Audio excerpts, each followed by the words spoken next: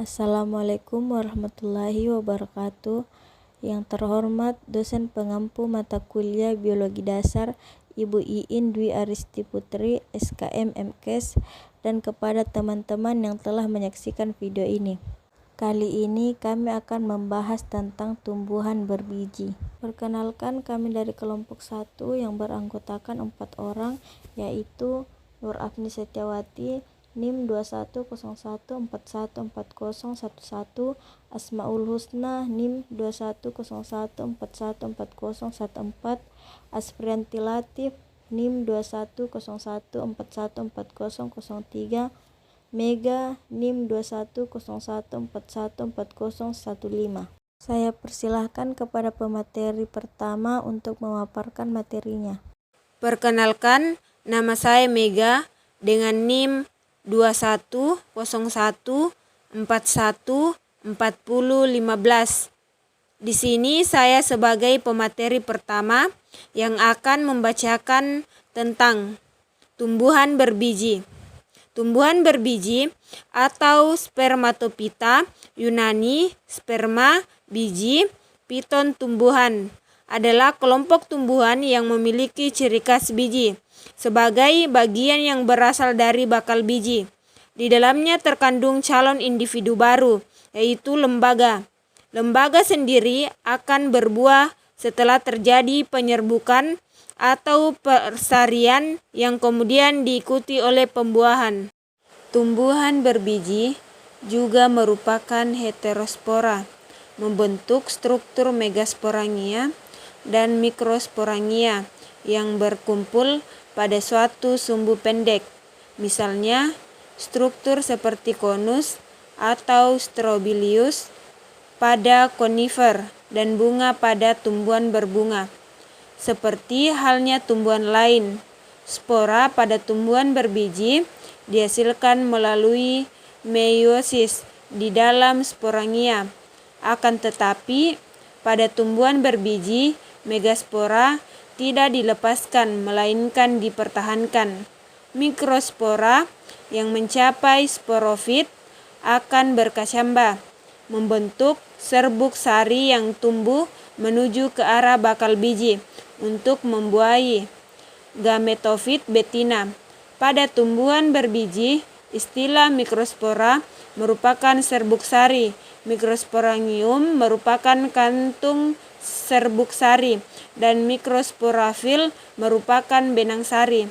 Istilah megaspora sendiri berarti kandungan lembaga atau kantung embrio.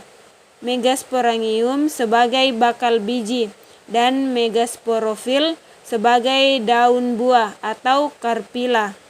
Ciri-ciri lain dari spermatopita sebagai berikut. 1.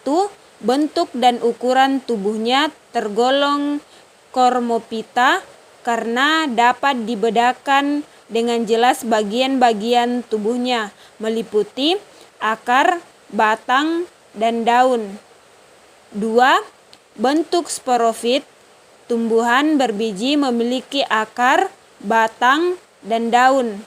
Akar dapat berbentuk serabut atau tunggang. Batang ada yang berkambium, ada pula yang tidak berkambium. Daun memiliki bentuk dan ukuran yang bervariasi. Tulang daun berbentuk lurus, menyirip, atau menjari. 3. Spermatopita memiliki alat perkembangbiakan generatif berupa strobilius atau bunga. 4. Tumbuhan berbiji memiliki pembuluh angkut baik xilem maupun floem pada akar, batang maupun daun. 5. Berdasarkan letak bakal biji, tumbuhan berbiji spermatopita dikelompokkan lagi menjadi 2 divisi, yaitu gymnospermae atau pinopita atau tumbuhan berbiji terbuka. 6. Tumbuhan berbiji memiliki generasi sporofit lebih kompleks dibanding dengan lumut dan paku. 7. Tumbuhan tersusun dari banyak sel atau yang sifatnya multiseluler dengan ukuran tubuhnya besar atau makroskopik. mikrokopis dan mempunyai ketinggian bermacam-macam. 8. Tumbuhan biji berkembang biak secara aseksual maupun seksual. 9. Tumbuhan berbiji mempunyai jaringan pembuluh yang bervariasi dan terdiri dari floem yang fungsinya untuk membawa bahan makanan yang berasal dari daun ke seluruh tubuh makanan, serta xilem yang fungsinya sebagai mengangkut air dan mineral dari tanah. 10. Pada umumnya, tumbuhan berbiji atau kecuali tumbuhan parasit yang sifatnya autotrof atau dapat mensintesis makanan sendiri melalui fotosintesis. 11. Sebagai besar tumbuhan berbiji memiliki habitat di darat seperti mangga, rambutan, dan jambu. Baik, saya akan melanjutkan materi selanjutnya, yaitu sistem reproduksi spermatopita. Pada umumnya, spermatopita bersifat fotoautotrof karena memiliki klorofil untuk berfotosintesis. Contohnya Eucalyptus sp dan Aster sp. Namun, ada pula yang tidak memiliki klorofil sehingga hidup sebagai parasit pada tumbuhan lainnya untuk mendapatkan zat organik. Contohnya Cuscuta sp, tali putri yang bersifat parasit penuh, benalu, Dendropetandra, Scurula atropurpurea bersifat setengah parasit karena mendapatkan air dan garam mineral dari tumbuhan lain tetapi memiliki klorofil dan dapat berfotosintesis. Spermatopita sebagai kelompok tumbuhan yang beradaptasi dengan baik di lingkungan darat, meskipun ada pula yang tumbuh di lingkungan air. Spermatopita yang hidup di air misalnya teratai dan eceng gondok. Spermatopita yang hidup di darat dapat hidup bebas di tanah, epifit di pohon, atau parasit pada tumbuhan lainnya.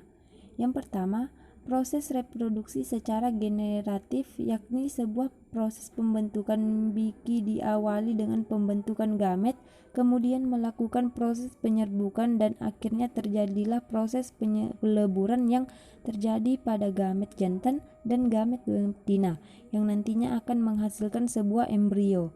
Yang kedua, proses reproduksi vegetatif, yakni proses reproduksi yang dilakukan oleh organ-organ vegetatif, contohnya tunas, rhizoa atau solon. Selanjutnya, klasifikasi spermatopita. Spermatopita terbagi menjadi dua kelompok besar, yaitu gymnosperma dan angiosperma. Perbedaannya adalah yang terakhir mengembangkan bunga berwarna-warni, sedangkan yang terakhir tidak.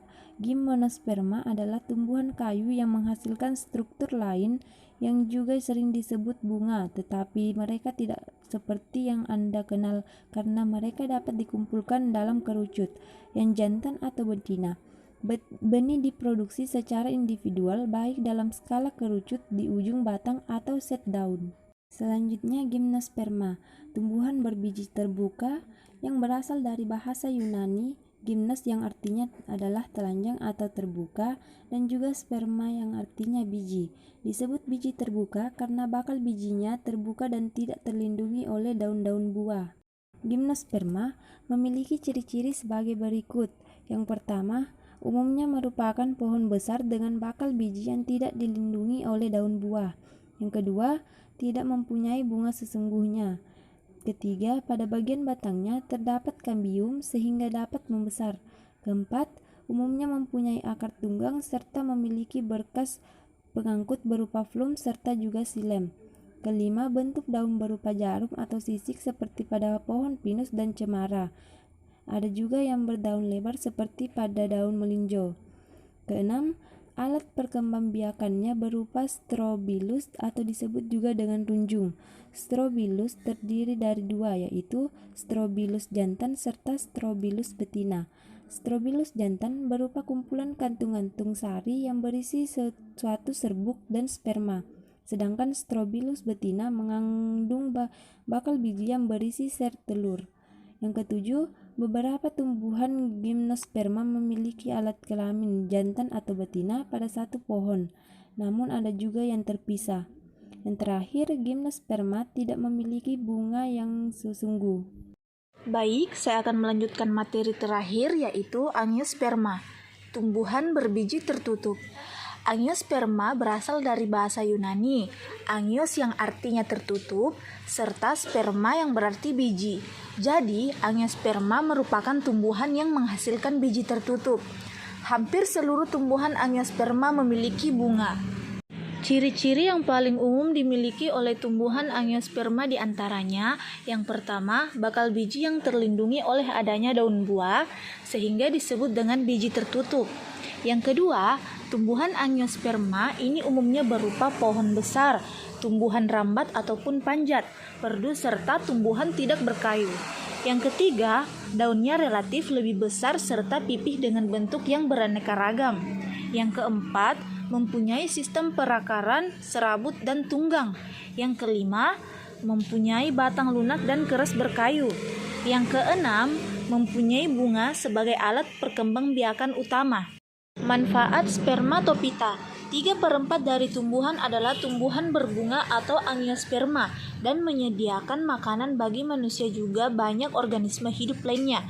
Gimnosperma juga menyediakan oksigen yang dilepaskan sebagai hasil fotosintesis.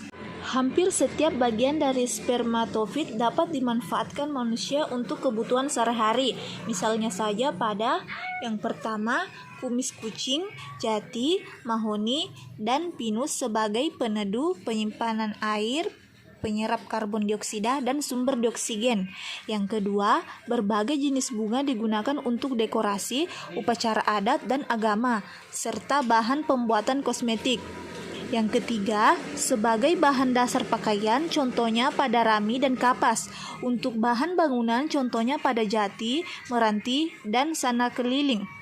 Yang keempat, sebagai tanaman hias, misalnya cempaka, mawar, kembang, sepatu, kaktus, bunga, matahari, bunga sedap malam, bunga gladiol, anggrek, dan lain-lain.